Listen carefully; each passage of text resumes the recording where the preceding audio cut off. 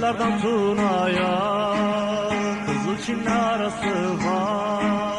Düştük kara sevdaya, loy loy gönül güzel yarası var.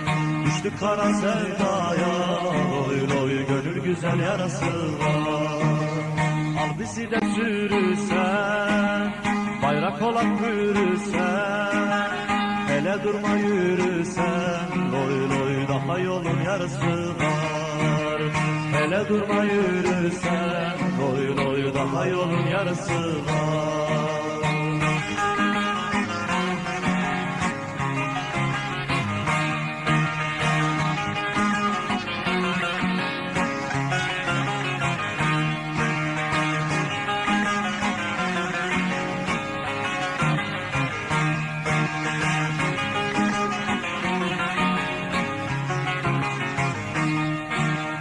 Ölüm bize ağır gelmez, kara topraklar gelmez, zindanları zor gelmez, loy loy gözlerinin karası var.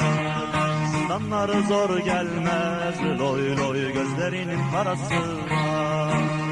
Başka nizam istemem, yurtta tasa istemem, yasa masa istemem, loy loy milletimin böresi var. Yasa masa istemem, loy loy ulu Türk'ün böresi var.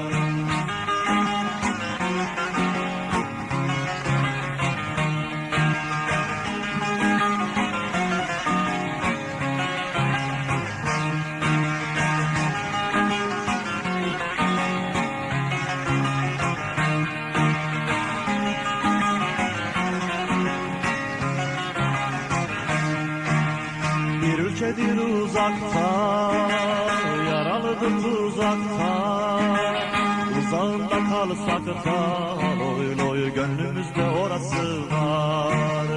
Uzağında kalsak da, loy loy gönüllerde orası var.